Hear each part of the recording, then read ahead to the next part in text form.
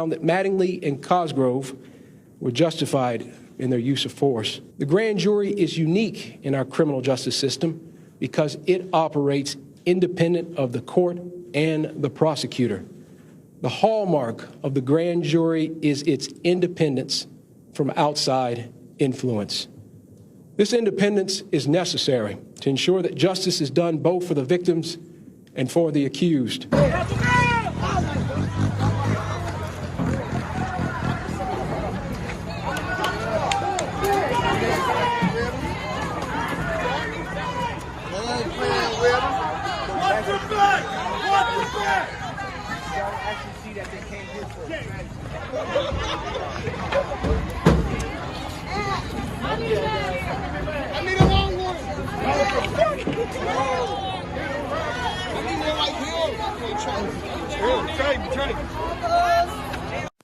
Some viewers may find this disturbing. Viewer discretion is advised.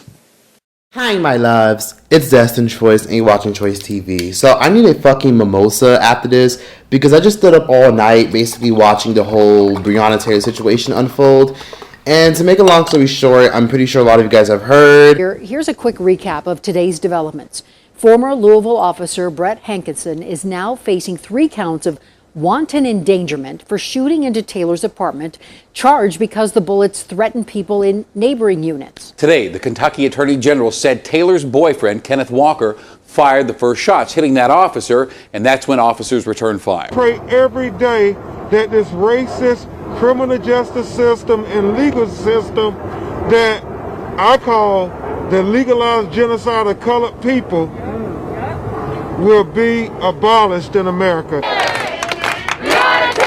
After the verdict, it was important to have our voices heard in honor of Brianna. Many here in front of the Capitol in disbelief as the decision came in from Louisville. Because it matters to me.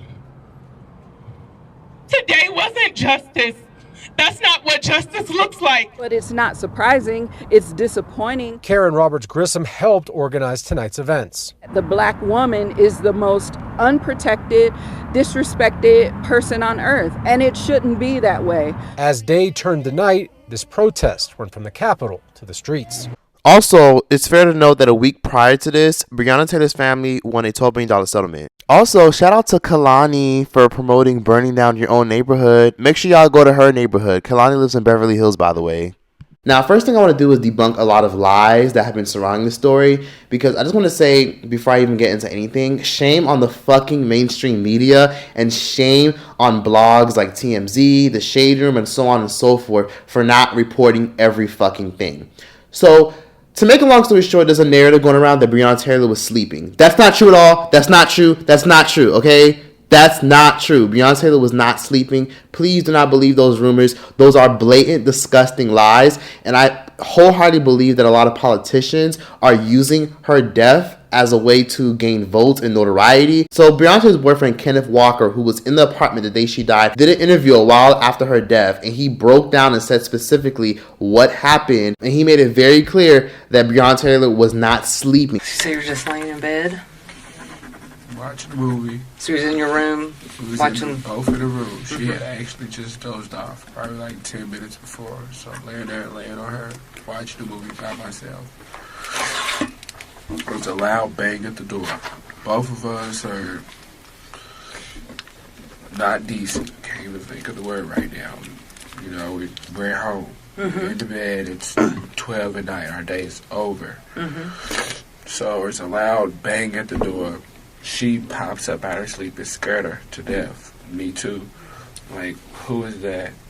I was honestly thinking it was because we've been on and off together, whatever, for like 7 years or whatever.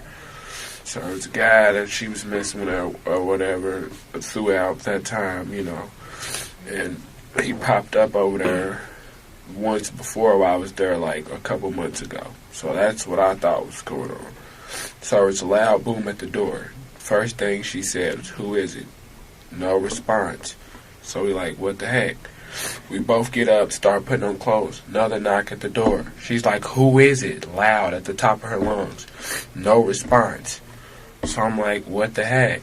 So then I grabbed my gun, which is legal, like I'm licensed to carry everything. I've never even fired my gun outside of a range. I'm scared to death.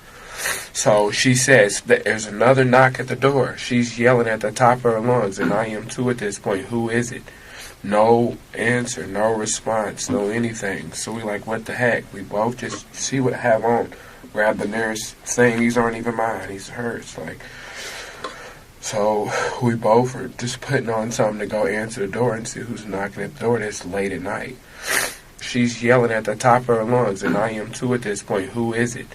No answer, no response, no anything. So we like, what the heck? We both just see what I have on.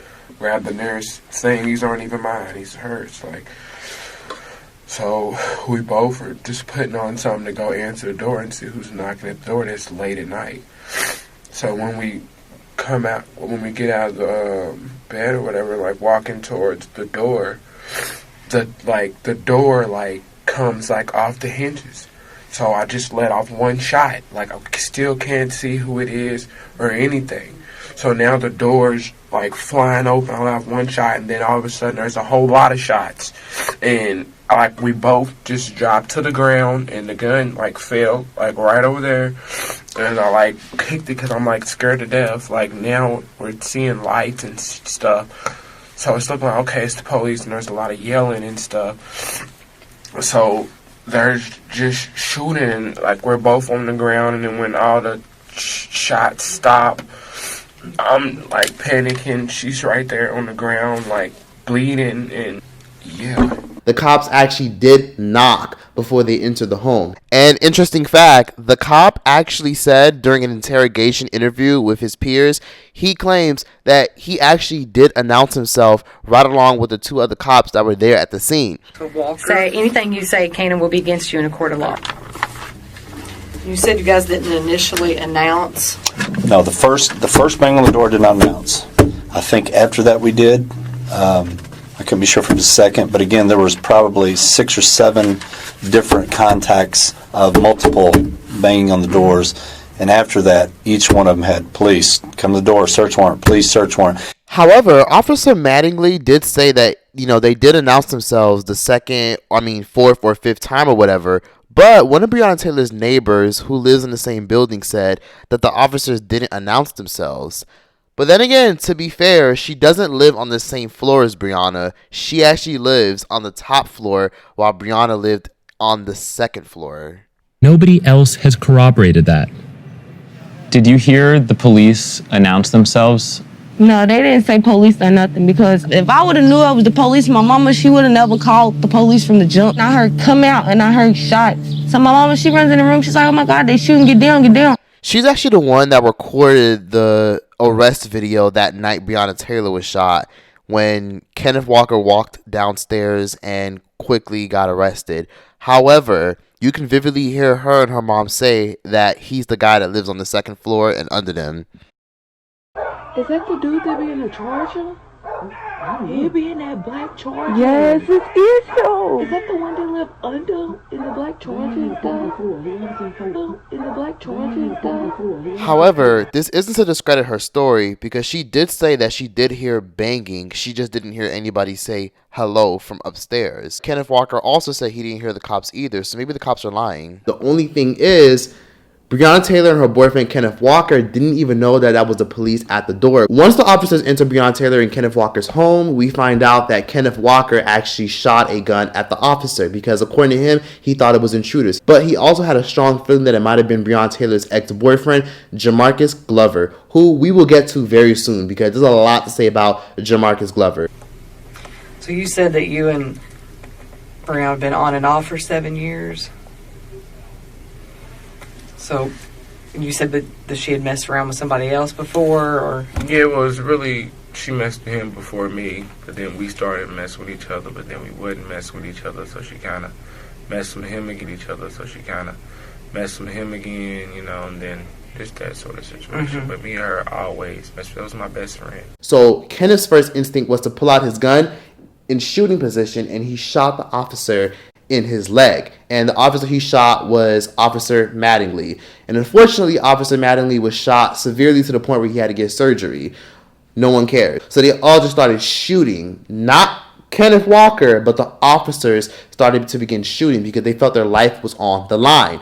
So after they began to start shooting, Breonna Taylor got at least 5 bullets to the back, unfortunately. And due to the 5 bullets she got into the back, she was instantly killed. So she wasn't killed in her bed. She wasn't killed while she was sleeping. She was killed in her hallway while she was standing in the middle of the shootout. Now, a lot of people did find it problematic how her boyfriend, Kenneth Walker, didn't get any of the bullets. And a lot of people had conspiracy saying Kenneth Walker might have used her as a human shield, which, come on now, like that happens all the time. Bullets don't have a name on it. Bullets get shot, bullets fly, and you never know who's going to get hit. At the end of the day, Breonna Taylor was the main one who got all the shots. She was in the middle of the shootout. So unfortunately, she died, and unfortunately, all the officers were able to flee the scene, get back up, and the first thing Kenneth Walker did was call his mom. After he called his mother, he then called the police. Towards the middle of May, Breonna Taylor's boyfriend was actually still in jail. Yes, this dude was still in jail, shockingly, even though he had a legal gun. He had every right to take out his gun and protect himself. Breonna Taylor's boyfriend was still in jail. So they ended up releasing him out of jail due to coronavirus and everything that was going on with COVID, because they felt as though that he wasn't necessarily in there for a decent reason, considering that he was awaiting a trial. So he was released. The reason why he was actually in jail for 2 months after Breonna Taylor died was because the cops were actually trying to charge him with attempted murder because he did shoot a cop in his leg.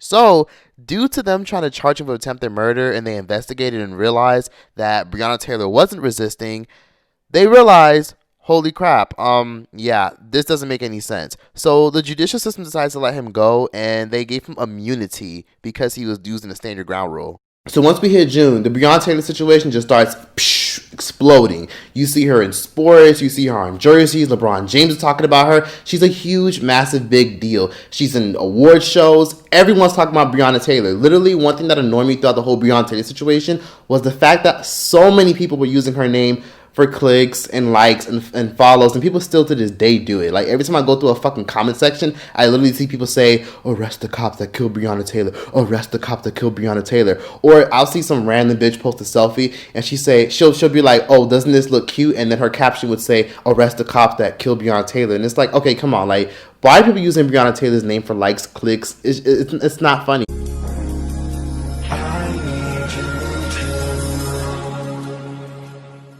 Arrest the killers of Breonna Taylor. All of y'all who think we need more evidence, you goofy, I see. Arrest the killers of Breonna Taylor. It's weird. As the riots were getting heavier and heavier and heavier, and things were getting way worse, Breonna Taylor's sister, Janiyah, actually condemned a lot of the rioters and a lot of the protests. Happening just east of here, and with those protests going on, it was something that they had done as a precaution. But then you see that Facebook Live video from last night, and so many locals were watching this from home, very upset at what had happened. We saw people coming out with grocery carts full of diapers, of any type of meat, anything they could get their hands on, and coming out. Melissa was someone I spoke to. She lives just across the street. She said she saw this. She had to come out and help and clean because this was not right. I shouldn't have to be out here cleaning up after something that they did, that our people did, my people. It's not okay. And you see, too, the Chase Bank ATM just right next door also received a lot of damage. I can still smell what appears to be gunpowder after seeing the bullet holes from that ATM. She condemned them with saying this on Facebook. And for some reason, the mainstream media didn't repost this. Neither did Black Lives Matter's official Twitter account. They didn't report it either. So I thought that was a little bit peculiar, because she condemned the riots and the looting, and no one talked about that. At this point, y'all are no longer doing this for my sister. You guys are just vandalizing stuff for no reason. I had a friend ask people why they're there, and most people didn't even know the protest was for my sister. What you guys started at the beginning was fine and correctly done, but once y'all started vandalism, you took my sister's name out of place. I honestly feel like you guys are disrespecting my family wishes for a safe and non-violent protest. So to make a long story short, as Breonna Taylor's death is getting more publicity, her case starts getting expedited. Eventually, it makes its way to court, and the officer eventually got terminated. The officer that got terminated was Officer Hankerson. Officer Hankerson, who was involved with the shooting, right along with Officer Mattingly and Officer Cosgrove. So then more information comes out. Now, don't get me wrong. At first, I was on the whole bandwagon of, damn, they killed this girl in her sleep. They killed this girl in her sleep. I didn't do a video on it because I wanted more information to come out about it. But I started seeing a lot of people saying, she died in her sleep. She wasn't resisting arrest. See, black people, if we resist arrest, we're still going to die. If we don't resist arrest, or we just resist arrest, we're still going to die. Which, I don't like that people brought up that narrative because let's be completely honest here. Breonna Taylor was not sleeping. She wasn't resisting arrest, but she also wasn't sleeping. As more information started to come out, I was very, blinded by the bullshit, and I wasn't paying attention to Breonna Taylor's situation until a music producer by the name of J.W. Lucas, who I'm pretty sure a lot of you guys heard of. J.W. Lucas is the guy who basically produced the song What's Poppin' by Jack Harlow, which a song I'm sure most of you guys know, and he also produced that Lil Uzi Vert song, All My Friends Are Dead. So J.W. Lucas, a music producer, basically tweeted this. And he basically tweeted that he doesn't know why people are asking for justice for her, when in reality, she was kicking it with dope boys and they were using her home as a trap spot. Why is the world asking for justice for Breonna Taylor? Of course she shouldn't have lost her life, but do you realize that she was involved with multiple drug dealers who were using her house as a trap spot? If you sign up for that life, there are consequences. Now, unfortunately, he got dragged to filth for this, and unfortunately, a lot of people dragged him, doxed him out of his address, and he's somewhat been blackballed out of the industry. However, he actually had a very, very, very enticing point. I'm not saying I agree with him, but he definitely had an enticing point because I am a critical thinker and I don't do the whole bandwagon and thinking off of emotion. I like to be a critical thinker and open-minded and see the nuance in things. And he did have an enticing point. The enticing point he made was this. Breonna Taylor was a victim of bad decision making. And unfortunately, I feel like a lot of young girls watching this, especially a lot of you young women watching this, or even older women watching this who are single or in relationships, I feel like a lot of you guys can learn something from the Breonna Taylor situation because she was intertwined with dope boys. Not her boyfriend, Kenneth Walker, who shot the police because he thought there was an intruder. Breonna Taylor was dating her boyfriend, Kenneth Walker, of 7 years. They were together since like 2012, 2013, on and off, right? But she was also dealing with another boy named Jamarcus Glover. Jamarcus Glover was one of those dudes who was always in the streets, made a lot of drastic decisions, in and out of jail, in and out of prison, had an extensive criminal record.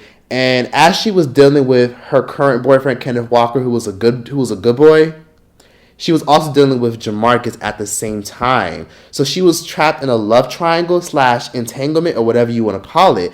And Jamarcus Glover was a fucking criminal. He was a whole criminal. They made a lot of drastic decisions. So I can condemn the police officers who, were a part of that raid and just shot Breonna Taylor when she was just, standing there.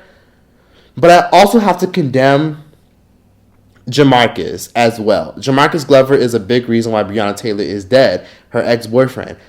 I know a lot of people recently found out that the Kentucky Louisville Police Department was trying to offer him a plea deal to throw Breonna Taylor under the bus because the Louisville, Kentucky believed that Breonna Taylor had something to do with his drug, trafficking. Now, I don't believe Breonna Taylor's situation was racially motivated. I don't think it had anything to do with race. I think it had a lot to do with the fact that Breonna Taylor was being investigated. Her name was on a warrant, and plus, her boyfriend knew she was dealing with a dope boy at the same time that he was dealing with her. He even admitted it in an interview. So you've never noticed Breonna having any kind of people coming in and out of the apartment, or? Definitely not. She hates people. Like a lot of people coming over there and stuff.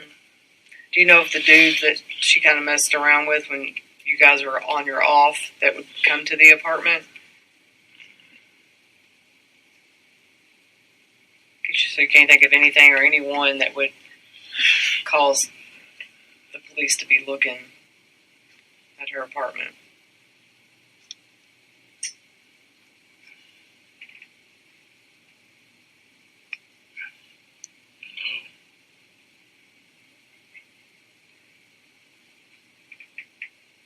She's never talked about anything that she would maybe be caught up in or tied up in that would cause the police to come knocking at the door. She's literally my best friend. Like, there's nothing we didn't talk about. And I talk to her every single day. So, I would have, even if she didn't tell me, I would have caught on or noticed if there was something out of the ordinary going on. When you guys would be on your off, would you guys still be in contact with each other? Yes. So you'd be not dating, and she'd be kind of dating somebody else, but you guys would still interact? Yeah. Ooh, I think that would be hard. It was. Especially if she's messing around with some other dudes. But it was only like that because, like I told you, like when we first met, originally we was friends. Mm-hmm. So it was like no matter what, like we was always going to be friends. Mm-hmm. And like, no matter what I would be going through, she'd be there for me. No matter what she was going through, I was there for her. And it wasn't a whole lot of dudes. It was just one dude. Just one dude. I mean, she messed with him before she messed with me, so it's like it wasn't random kind of like. Mm-hmm. You don't know his name?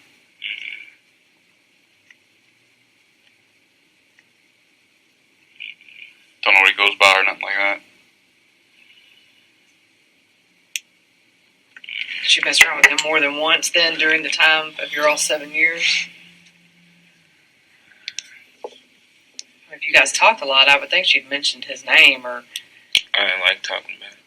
see his name on her phone.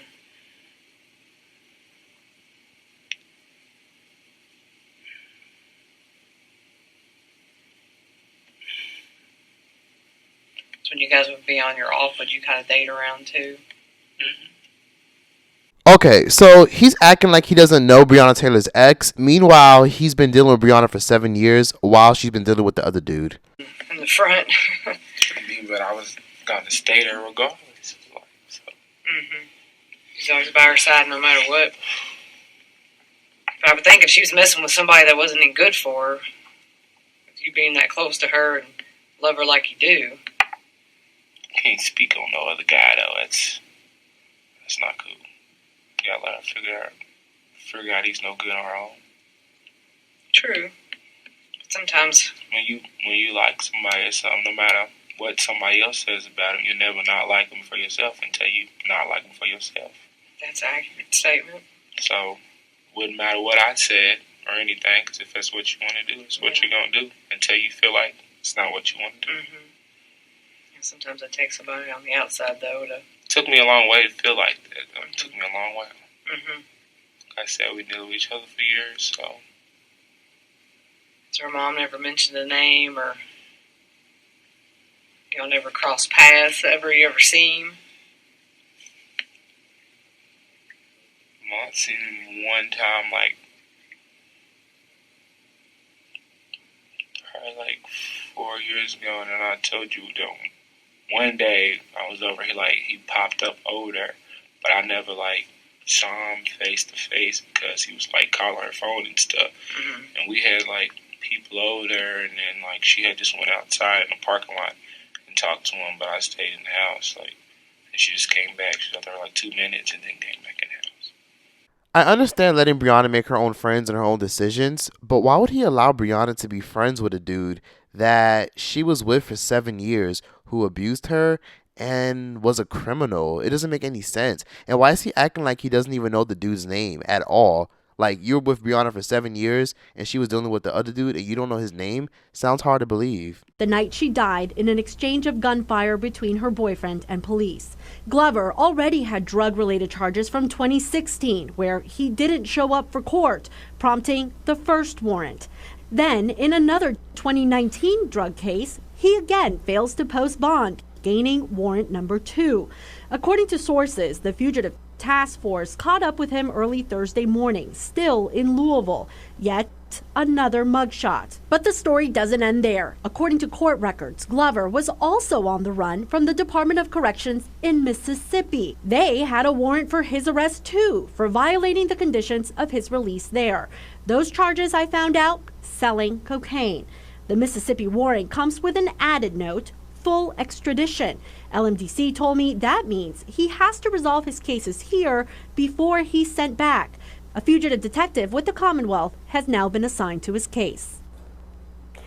The list of drug-related to these cases include cocaine, heroin, opiates, hallucinogens, and marijuana. He has additional charges pending from cases from this year and the ones from last night. Those include more drugs, trafficking, and guns. Arraignment for Mr. Glover is scheduled tomorrow. He knew that Brianna was dealing with Jamarcus, who was a whole criminal, who was literally the neighborhood thug, the neighborhood drug dealer, who was known for drug trafficking. He knew Brianna was talking to him and him at the same time. He knew. And when the police asked him, oh, do you know his name? Do you know the guy that Brianna was dealing with? Do you know who might have got Brianna caught up or in some type of trouble? He wouldn't even name drop Jamarcus. He's known Jamarcus for 7 years because he's been dealing with Brianna for 7 years. And apparently, according to him, Breonna Taylor's boyfriend, Kenneth, who shot the gun, he claims he didn't know anything about Jamarcus. He don't know his name. He just knows of him. Recently, a YouTuber by the name of Officer Tatum, who's a former police officer, basically had access to private documents that were given to him, and he leaked them on the internet. And basically, it revealed that Breonna Taylor was actively talking to Jamarcus. Again, before I get into this, I will link the entire investigative journal in the description box down below so that you can read it for yourself and see all 40 pages, from call logs to evidence to Breonna Taylor's address being used to Breonna Taylor being knowledgeable about Jamarcus being a criminal and more. So when leaked conversations between Kenneth Walker, aka Breonna Taylor's current boyfriend, and an unknown man, basically the conversation went like this. The unknown man started the conversation by saying, so y'all figured out somebody was trying to home invade you all? Then Kenneth, Breonna Taylor's boyfriend, said, that's what I thought, you feel me? Then the unknown man said, why would they, Louisville Police Department, do that shit at that time? That's the time where Roberts is out. Then Kenneth Walker replied, they was beating on the door and she, Breonna Taylor, was like, who is it? And they ain't say nothing. Then the unknown man said, your name wasn't on the search warrant or nothing though. Look, dude spot, the nigga Chop, aka Jamarcus Glover. It got hit at the same time. She's fucking with that nigga. That's crazy. And you, the innocent bystander in all this shit. I called it out, bruh. I called that shit out. Then Kenneth Walker replied, I did too, but I was already knowing all that though. So this is Kenneth Walker flat out admitting during a conversation while he's in jail, a conversation that he doesn't know is being recorded.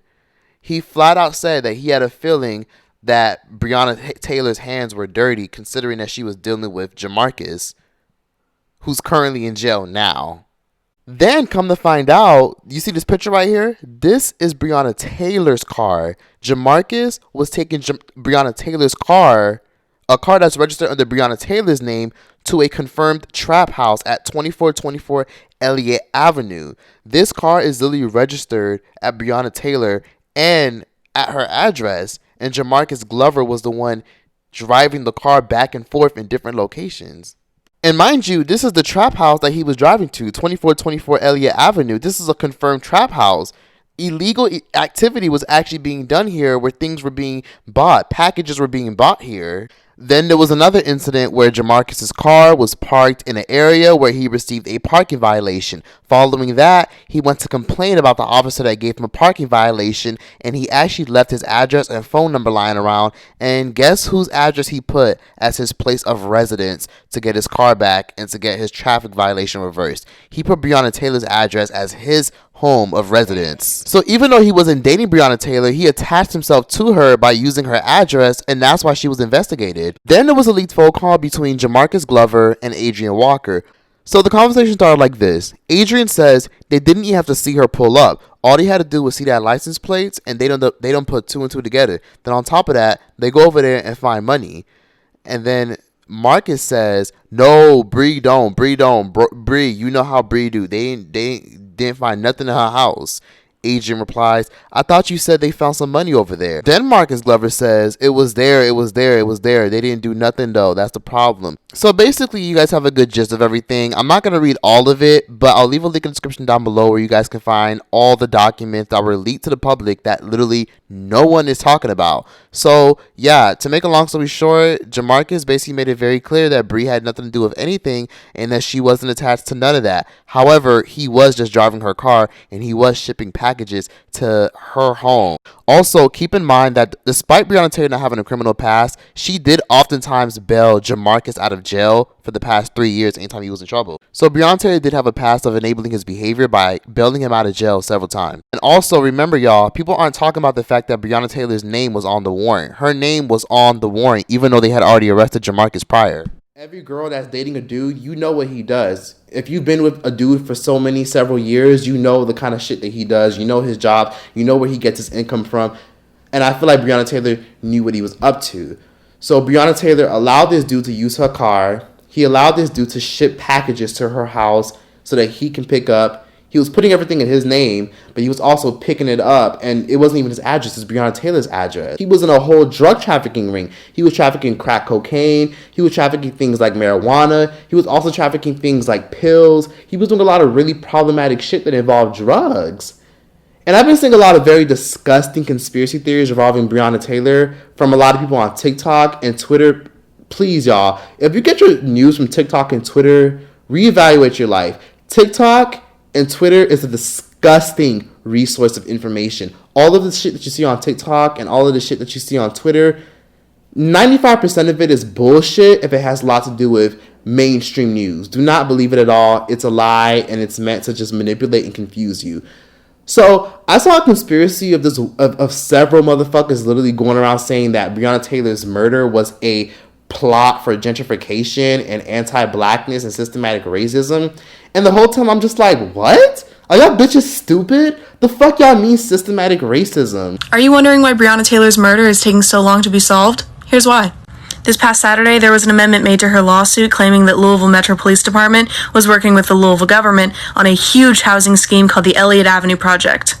Basically, the Elliott Avenue project was made in December of 2019, but really took full flight during the pandemic because they knew that low-income earners were the most vulnerable during this time. Elliott Avenue is located in the West End of Louisville, Kentucky. The West End neighborhood is notorious for gang affiliation and drug use due to its low-income demographic. Basically, the police were working to arrest and scare away most of the tenants so that they could completely destroy the neighborhood and rebuild it with expensive housing. This is gentrification and systemic racism at its best. For example, after it was raided for drugs, this house was bought by Louisville Metro government for, wait for it, $1. So the reason the cops that killed Breonna Taylor haven't been arrested yet is because her murder is just one instance in a huge bigger picture. Well, first and foremost, that rumor actually started because of Breonna Taylor's family attorney. They started that rumor because they believe that this was a ploy to bring in gentrification, to scare away people, to get rid of Breonna and everyone that lives in that area so they could revamp it. First of all, they don't need to kill people to bring gentrification. All they got to do was raise the rent. That's pretty much it. They didn't target Breonna just because of gentrification and they wanted to bring and revamp the whole area. It's simply because the dude that she was dealing with was a dope boy and they were investigating her. Breonna Taylor lived 10 miles away from the drug house. So let's be honest. Breonna Taylor, gentrification is going to happen with or without her. She was knee deep in a drug trafficking investigation. And we were there to see how it all went down. As WDRB's Katrina Helmer reports, the investigation isn't over. Katrina? 3 suspects are caught with cocaine, marijuana, and drugs, but LMPD is not closing the case just yet. These houses were hiding dirty secrets. Monday, in the Russell neighborhood, LMPD officers busted into this home on Elliott Avenue for a drug investigation, pulling down security cameras, prying up floorboards, ripping off siding. Police officers searched the vacant property connected to it and this home on Muhammad Ali Boulevard. Officers knew exactly where to look because a confidential informant tipped them off. The citation shows LMPD recovered crack cocaine, marijuana, a scale, 5 handguns, and 3 long guns. One of those handguns was stolen. Quantities were not listed in the citation, but LMPD says it was a significant amount of drugs. Then, one by one, 3 suspects were handcuffed and locked up. Daryl Forrest, Rayshawn Lee, and Adrian Walker are facing dozens of charges, including possession of a firearm by a convicted felon, trafficking a controlled substance, and marijuana, and more. Breonna Taylor's death was not a ploy for gentrification and systematic racism. Her death was simply created due to horrible decisions. And I'm not saying horrible decisions as in she was walking around her own home, because that was terrible that she got shot in her own home and she wasn't resisting. However, she was kicking it with these dope boys who weren't good people. And a wise person once told me, when you lie down with dogs, you get fleas. And she lied down with the wrong people. Regardless if she was involved or not, her car was being driven. She was letting these thugs drive her car. I don't know about y'all, but I'm not letting anyone that I know is a criminal drive my car. I'm not letting anyone who I don't trust like that drive my car late at night to certain destinations, aka trap houses. I just wouldn't do that. Why was she letting these dudes drive her car that are under her name? I'm not saying she deserved what happened to her. However, Breonna Taylor chose to hang around this dope boy. She was hanging around this dope boy. She was giving him like her address. He was riding in her car, even though they weren't even together. And dude is out here trafficking drugs. Which is confirmed because her ex-boyfriend, Jamarcus, in the orange jumpsuit, recently got his sentencing. And he got sentenced for tampering with evidence and drug trafficking. This dude is a criminal. He got his sentencing. He's doing time as we speak. And they asked him to throw Brianna under the bus, but he said she had nothing to do with it. And y'all want to just assume that Breonna Taylor probably didn't know? Nah. Interesting fact, but Brianna's name was also on the warrant. They were also investigating Brianna. Her name was literally on the warrant. This whole journal right here has her name written all over it. They've been investigating Brianna since literally December of 2019. She was being investigated. This whole notion of Breonna Taylor was just a random civilian and she was just this random person that had nothing to do with nothing is a little bit far-fetched. And when I see people like politicians using her death to capitalize and get votes and say, vote for us so we can get justice for all the black people with systemic racism, it's deplorable. And this is exactly what J.W. Lucas, the dude who produced Lil Uzi and Jack Harlow's music, said, that her death is being used to sensationalize a ton of votes. And he was right. He had a complete point when he said that. Her death was being used as a way to get votes. You see her pictures all over political campaigns involving, these Democrats. And I'm not saying I'm a Republican. I'm just saying that politicians are evil overall. So when I saw her death being used as like a political stance, and I see Joe Biden all of a sudden being for the people and trying to have, a kickback with all these victims who have been victims of police brutality, it just goes to show you that once this election is over in America, no one's going to give a fuck about black death or none of that. As of now, we know that Breonna Taylor wasn't innocent. She was involved with a dope boy. Maybe she was changing her life around because according to Jamarcus, he hadn't spoken to her in 2 months. However, there was still an investigation going on because they had already nabbed him. Now, mind you, after Breonna Taylor's house was, ambushed, they were also targeting several other homes as well because there were other dudes who were attached to Breonna Taylor and Jamarcus, and one of those dudes was Adrian Walker. Several people got taken down. The media just don't talk about it, though. The media doesn't want you guys to know that several people were taken down because of it. This wasn't just some random ploy where they went to the wrong house. And first of all, shame on Breonna Taylor's lawyer for putting out this false information. Ben Crump, shame on him from when this case first started getting virality for saying that they got into the wrong house. He literally said they went to the wrong house. First of all, they didn't go to the wrong house because there was an actual warrant that was signed off. So that Breonna Taylor's house can be raided and investigated. Now, they didn't find anything in her home. They didn't find no drugs. They didn't find no guns. They didn't find no weapons. They didn't find none of that. And Kenneth was able to walk away a free man weeks later. However, Breonna Taylor's death still deserves to be addressed considering that she didn't do anything that was harmful for her to get shot. She didn't resist arrest. She didn't possess a threat. However, I do think that it was a justified shooting on Kenneth's part. If anyone was going to get shot, I don't think Kenneth deserved to be shot, but he probably should have gotten shot because he shot at a law enforcement. Breonna Taylor was just standing there. Didn't know what was going on. She was just standing there and she got shot. But the officers did shoot because they felt threatened. So I kind of already had a feeling that the officers weren't going to be brought to justice, because you have to remember, if cops feel threatened, they have legal obligation to shoot, and that's never going to change unless some way, somehow, we just get rid of guns, or we just make guns not as deadly, or we like exchange bullets for rubber bullets. Maybe that's a tempting way to make sure people don't die at the hands of the police. But when it comes to Breonna Taylor's situation, she's the perfect example of making bad decisions. And I want young girls watching this, or grown women watching this, please, if you're dating a dude who's out here doing horrible things, committing crimes, fraud, perjury, lying, stealing, doing anything that's criminal activity, or if you have friends that are involved in criminal activity, please separate yourself. Because the reason why Breonna Taylor got into this situation was because she was hanging around the wrong people, and none of us could deny that. Breonna Taylor was hanging around the wrong people, and again, she didn't deserve that, but she was hanging around the wrong people. And a wise woman once told me, when you lie down with dogs, you can't expect not to get fleas. She don't deserve what happened to her, and those officers do deserve to get condemned. However, law and order is a real thing.